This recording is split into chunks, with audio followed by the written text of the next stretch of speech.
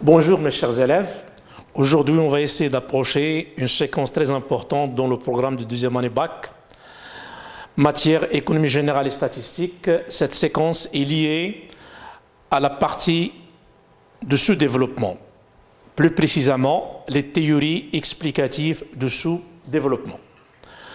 Bon, au niveau de cette séquence, on va voir tout d'abord c'est quoi une théorie. Une théorie est un ensemble cohérent d'explications, de notions ou d'idées sur un sujet précis, pouvant inclure des lois et des hypothèses induites par l'accumulation de faits provenant de l'observation. Ainsi, on peut définir autrement la théorie comme un ensemble organisé d'idées, de concepts abstraits, appliqué à un domaine particulier. Au niveau des théories explicatives de ce développement, il y a plusieurs et il y a une multitude de théories explicatives de ce développement. Mais nous, on va se référer au cadre référentiel et au programme que nous avons et présenter uniquement 5 théories explicatives de ce développement. Bon, pour présenter ces 5 théories explicatives de ce développement, on va se baser sur un certain nombre de critères pour les classer. Donc, vous avez des théories qui expliquent le sous-développement en se basant sur des facteurs internes, ou bien normalement des variables endogènes. Par contre, il y a des théories qui se basent sur l'explication de ce développement comme phénomène sur les facteurs externes ou bien les variables exogènes. Puis, il y a la 5e théorie, c'est celle relative à l'approche de François Pirou. Bon, au niveau de ces théories, en se basant sur le critère des facteurs internes, il y a la thèse de Rotard, conçue par Rostov. Il y a la théorie des cercles vicieux de la pauvreté élaborée par Rainer Nurks. Maintenant, en se basant sur les facteurs externes, vous avez 2 théories au niveau du programme que vous avez. La première théorie, c'est celle de l'échange inégal, c'est la théorie d'Emmanuel. Puis, il y a la théorie des rapports centre-périphérie de Samir Amin, avant d'enchaîner sur la 5e théorie, c'est celle de François Pirou. Maintenant, on va commencer par les 2 théories qui se fondent sur les facteurs internes, c'est-à-dire les variables endogènes, au niveau de l'explication du phénomène de ce développement. Il y a la théorie de Rotard de Rostov, puis en 2, c'est la théorie des cercles vicieux de pauvreté, bien sûr, de Nurks. Au niveau de la théorie de Rotard, pour Rostov, le sous-développement est un retard de développement. Donc ce qu'il faut retenir, c'est que pour, bien sûr, Rostov, le développement est un résultat, bien sûr, le sous-développement est un résultat d'un retard en matière de développement. Ou bien, c'est une étape, bien sûr, de développement. Donc, pour Rostov, il y a un chemin linéaire par lequel les pays sous-développés doivent passer afin qu'ils soient des pays développés. Bon, toujours au niveau de la théorie de Rostov, Rostov il pense que toute société développée passe linéairement et nécessairement par les 5 étapes suivantes. 1. Vous avez la société traditionnelle. L'étape 2, les conditions préalables au décollage. La 3e étape, c'est la phase ou l'étape de décollage avant d'enchaîner par la maturité pour passer au stade ou à l'étape de la société de consommation de masse. Bon, au niveau de la première étape, intitulée la société traditionnelle. Dans cette phase qui constitue le point de départ du processus de développement, l'économie est fondée sur l'agriculture. Il n'y a pratiquement pas l'application de la science et de la technique, puisque nous sommes dans la phase traditionnelle. La productivité est faible et la production est estimée à satisfaire les besoins domestiques. Il n'y a pas cette production de masse, puisqu'il y a normalement l'absence de l'introduction du progrès technique. La société est solidaire, bien sûr, et réfractaire au changement. Puis, il privilégie normalement les valeurs sociales et culturelles fondées sur la solidarité entre les membres de la famille et du clan. Les échanges sont faibles et le prêt-intérêt est banni. Donc, ce sont les caractéristiques, bien sûr, de la société traditionnelle. Après la société traditionnelle, on va enchaîner sur la deuxième étape, au niveau des étapes de Rostov, qui est l'étape liée aux conditions préalables au démarrage, au décollage. Donc, au niveau de cette étape préalable au décollage, c'est la deuxième phase qui constitue une phase de transition. On va enchaîner sur une autre étape. Cette phase est caractérisée par l'homme commence à utiliser les résultats de la science et de la technologie et cherche à s'enrichir. Donc cette phase est caractérisée par une accumulation primitive de la richesse. Il y a une évolution, une amélioration des conditions de vie.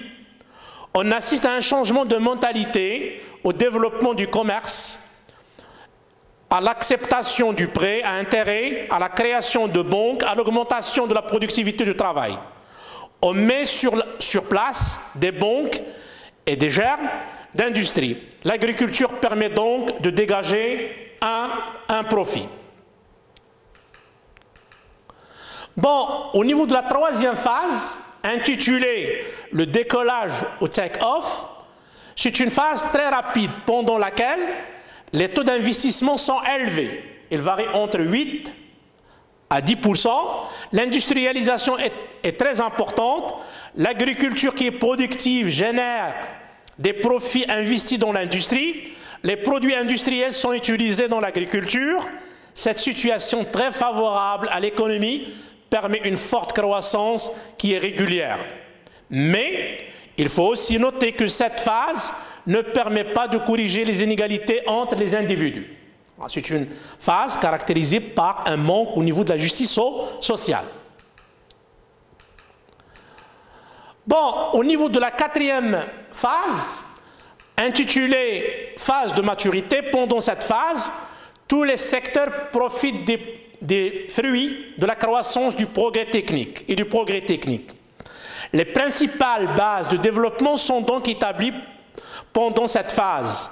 De grands groupes industriels, financiers et commerciaux se créent, se tiennent la croissance. Donc là, il y a un certain nombre de méga-projets qui vont soutenir, qui vont booster la croissance économique. La technologie joue un grand rôle à cause des interventions et des innovations. Au niveau de la dernière phase, dont la théorie conçue par Rostov, qui est la théorie de retard, c'est la phase de consommation de masse. Pendant cette dernière phase, la consommation devient très importante. La population parvient à satisfaire leurs besoins en disposant suffisamment de biens et services à cause de la hausse du pouvoir d'achat. Les services et les loisirs se développent. Le niveau de vie, bien sûr, augmente. L'État intervient de plus en plus dans l'économie. Maintenant, après la théorie de retard de Rostov, on va enchaîner sur une deuxième théorie qui est celle de Reinhard Nux, intitulée « Les cercles vicieux de pauvreté ». Bon, le sous-développement est conçu comme un blocage de développement, c'est-à-dire qui bloque le développement, c'est le sous-développement. Pour Nux, pour notre auteur, dans tous les pays en voie de développement, il y a une faiblesse de revenus. Les revenus étant consommés presque dans leur intégralité. si le revenu est consommé dans son intégralité, l'épargne tend à être nulle. L'épargne est aussi faible, puis que l'épargne devrait servir à financer les investissements, ces derniers sont donc faibles. Donc, pour NURCS, faiblesse de revenus, faiblesse de l'épargne, faiblesse de l'épargne, faiblesse de l'investissement, faiblesse de l'investissement, faiblesse de production, et ça tourne dans un cercle vicieux de pauvreté. Bon, on a un schéma explicatif. Bon, si vous avez revenus faibles, automatiquement la consommation sera faible. L'épargne sera faible. Si vous avez normalement une épargne faible, vous aurez un investissement qui est faible. Et si vous avez une consommation faible, l'incitation à l'investissement, bien sûr, sera faible. Vous avez vu ça au niveau de la demande globale, qui est composée de deux composantes essentielles, la consommation. Donc la demande globale, c'est la consommation et l'investissement. Au niveau de la faiblesse de l'investissement, il impacte normalement faiblement la productivité, et c'est difficile de booster normalement la croissance économique. La croissance sera faible. Maintenant, on va passer à d'autres théories explicatives, bien sûr, du phénomène de sous-développement qui se base sur les facteurs externes. Après avoir présenté les deux théories, celle de Rostov et du NURCS, qui se base sur le facteur interne. Maintenant, au niveau des théories explicatives de sous-développement, en se basant sur les facteurs externes, on a essentiellement deux théories. Nous avons la théorie de l'échange inégal et le rapport, bien sûr, centre-périphérie. Bon, au niveau de la théorie de l'échange inégal, c'est une théorie conçue par Argyri Emmanuel. Pour Emmanuel, qui est un économiste qui s'est intéressé aux échanges internationaux. Lorsqu'on dit échanges internationaux, c'est échange entre les deux pays, entre deux ou plusieurs pays, et on reproduit normalement la théorie de Ricardo, et en particulier à la situation des pays en voie de développement. Il est notamment, bien sûr, Emmanuel, connu pour ses écrits sur l'échange inégal, c'est-à-dire il n'y a pas d'équité au niveau des échanges internationaux. Emmanuel refute certaines hypothèses de la théorie ricardienne du sous-développement, en particulier les mobilités du facteur capital. Pour lui, normalement, il applique la théorie de l'exploitation de Marx aux échanges internationaux. Le commerce international serait un processus d'exploitation des pays pauvres par les pays riches. La théorie de l'échange inégal s'explique par, ce qu'il faut retenir, c'est que dans le commerce international, les pays en voie de développement exportent des produits de base à faible prix et importent des produits manufacturés à prix élevé. Donc le terme d'échange se détériore. Pourquoi? Tout simplement parce que les pays sous-développés exportent des produits de faible valeur ajoutée, ils importent des produits et des services de forte valeur ajoutée. La fixation et le contrôle des prix leur échappent. Bien sûr, le système de contrôle des prix, elle échappe pour les pays sous-développés, il est en faveur des pays normalement développés, c'est ceux qui maîtrisent normalement la fixation et le contrôle des prix. Ils sont confrontés à une dégradation des termes de change. Suite à cet échange inégal, on doit assister normalement, d'une manière automatique, à une dégradation des termes de l'échange. Le problème essentiel des pays pauvres est le revenu national, qui, en grande partie, passe vers les pays industrialisés sur la voie du commerce international. Donc, les pays riches, les pays développés, bien sûr, investissent, exploitent les flux de commerce international pour s'enrichir au détriment, bien sûr, des pays sous-développés. C'est la théorie, bien sûr, d'Emmanuel.